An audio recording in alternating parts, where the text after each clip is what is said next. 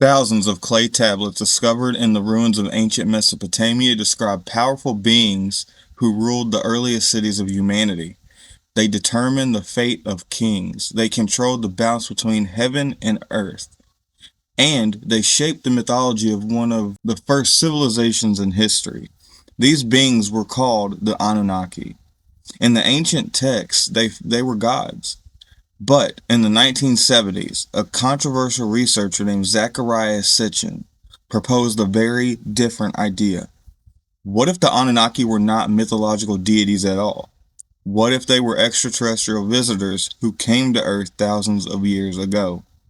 According to Sitchin's interpretation, these beings arrived from a mysterious planet called Nibiru. They genetically engineered humanity. They built early civilizations, and they may still influence our world today. Mainstream historians strongly reject these claims, but the theory has spread across documentaries, books, and conspiracy culture for nearly 50 years. So today we're going to examine the Anunnaki conspiracy from the ground up. We'll start with the real ancient text, then we'll explore Zecharia Sitchin's controversial interpretations. And finally, we'll ask why the idea of alien creators continues to fascinate people around the world.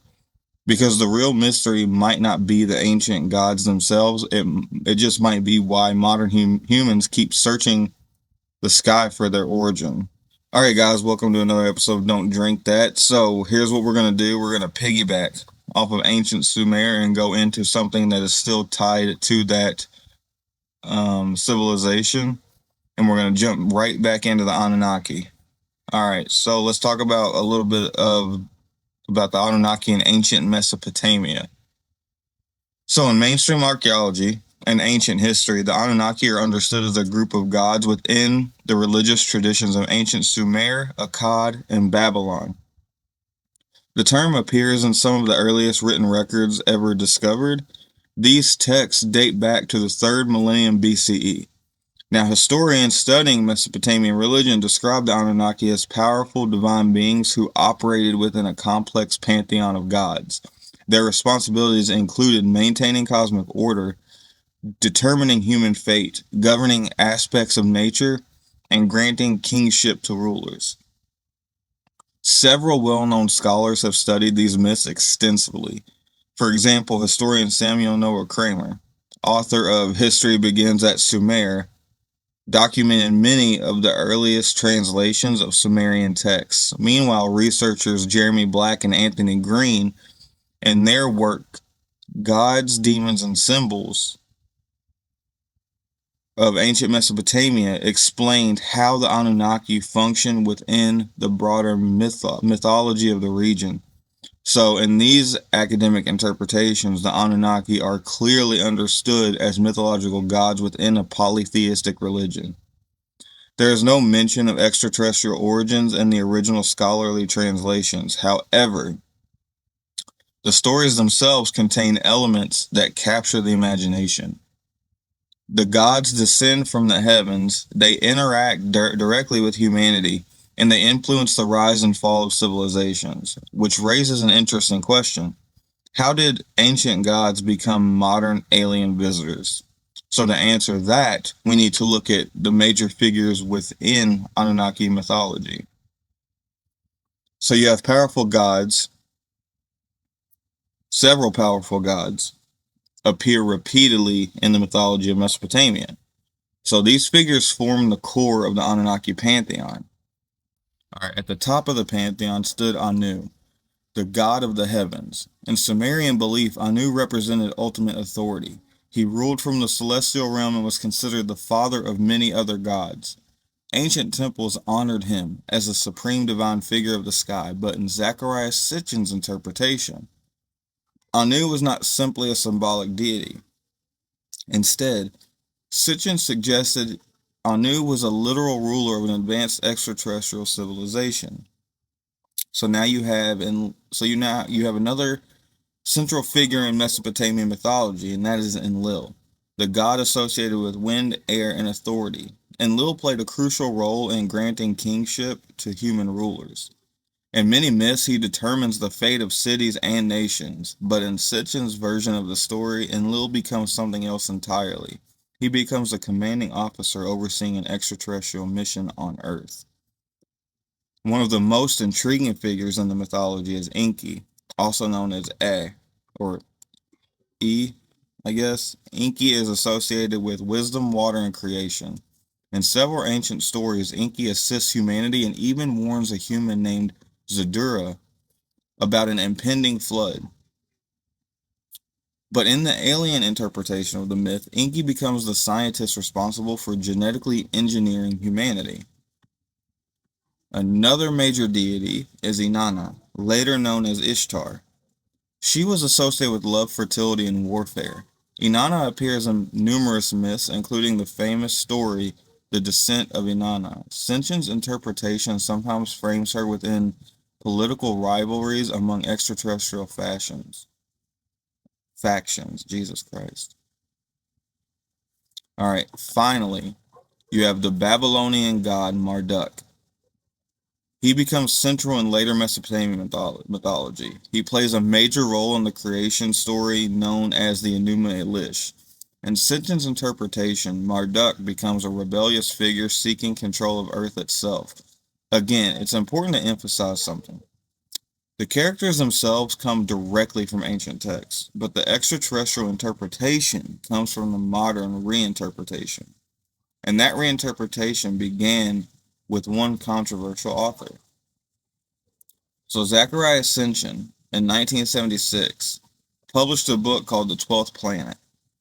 The book introduced a radical reinterpretation of ancient Mesopotamian mythology. Sitchin argued that the stories recorded in Sumerian tablets were not myths at all. Instead, he believed they were historical records describing interactions between humans and extraterrestrial visitors. His theory included several key claims. First, he argued that the Anunnaki were aliens from a distant planet called Nibiru. Second, he claimed Nibiru follows a massive elliptical orbit that brings it through our solar system every 3,600 years. Third, he proposed that these visitors came to Earth searching for gold and natural resources. And finally, he suggested they genetically engineered early humans to serve as workers. Now, according to Sitchin, the interpretation was based on his translations of the Sumerian tablets. However, most professional Assyriologists strongly disagree. Scholars who specialize in ancient Mesopotamian languages argue that Sitchin's translations do not match accepted linguistic interpretations. Now, one of the most vocal critics was Dr. Michael S. Heiser, a scholar with a doctorate in Semitic languages. Heiser argued that many of Sitchin's translations relied on meanings that do not exist in the original Sumerian or Akkadian vocabulary. But despite the criticism, Sitchin's work had a massive cultural impact. His books helped launch the modern ancient astronaut theory, and that theory would soon spread across television, documentaries, and conspiracy culture. I'm having a hard time speaking today. Jesus, documentaries and conspiracy culture. Now, the theory of planet Nibiru, a major part of the Anunnaki conspiracy, it centers around this mysterious planet. According to Sitchin's interpretation, Nibiru is the 12th planet of our solar system. It follows a highly elongated orbit that takes approximately 3,600 years to complete. So when Nibiru returns to the inner solar system, Sitchin suggested it could trigger major gravitational disturbances. Some conspiracy theories even connect Nibiru to ancient catastrophes such as the Great Flood. However, modern astronomy does not support the existence of such a planet. Astronomers explain that a large planetary body repeatedly passing through the inner solar system would dramatically disrupt the orbits of our known planets. So far, no such object has been observed. In ancient Mesopotamian astronomy, the word Nibiru likely referred to a celestial crossing point or possibly the planet Jupiter. But the mysterious planet theory continues to circulate online because it ties cosmic mystery to ancient mythology. Alright, one of the most controversial aspects of the Anunnaki conspiracy, though, involves the idea that humans were genetically engineered by extraterrestrials. So according to Sitchin's narrative, The Anunnaki combined their DNA with early hominids. The result was Homo sapiens. In this version of the story, humans were created as a labor force for mining operations. Modern evolutionary science, however, explains human development through natural selection over millions of years, but I'm not buying that, mainly because like the whole evolutionary theory itself is a joke, because monkeys aren't turning into humans lately, so I like to know what happened with that. So we're going to jump back into that. Sorry for ranting. Anthropologists and genetics studying human origins have found no evidence of sudden extraterrestrial intervention in human DNA. Still, the theory persists for an interesting reason. Human civilization developed rapidly compared to earlier stages of evolution. Language, symbolism, agriculture, complex societies. Some people wonder whether something accelerated that progress. While science currently explains these changes through cultural and environmental factors, the mystery leaves room for speculation. Now you have your flood connection. So many Anunnaki theories also connect to the ancient flood narratives found in Mesopotamian texts. In the Sumerian flood story, a man named Zecharia survives a catastrophic disaster by building a massive boat. The story closely resembles the biblical account of Noah's Ark. Sitchin interpreted this event as a conflict among the Anunnaki. In his version of the story, the god Enlil wanted to destroy humanity, but Enki warned humans and helped them survive. While this interpretation adds dramatic tension to the story, historians emphasize that the extraterrestrial framing originates with modern reinterpretation. The flood myth itself remains one of the most fascinating connections between ancient cultures. So, here are my final thoughts of why the Anunnaki theory persists. So, why does the Anunnaki conspiracy continue to captivate people today? And I think part of the reason is simple. The theory blends ancient mythology with modern science fiction. It offers an alternative origin story for humanity. It connects ancient civilizations to cosmic mysteries. And it raises a question that humans have asked for centuries. Did we truly develop alone? Or did something else influence the course of our history? When Zecharia Sitchin uncovered hidden truth, or simply reinterpreted ancient myths through a modern lens, his ideas reshaped conspiracy culture forever. And they left us with one final question. If ancient civilizations once looked to the heavens for their creators, why are we still doing the same thing today? But we're going to wrap it up here. Thank you guys for coming and watching this episode.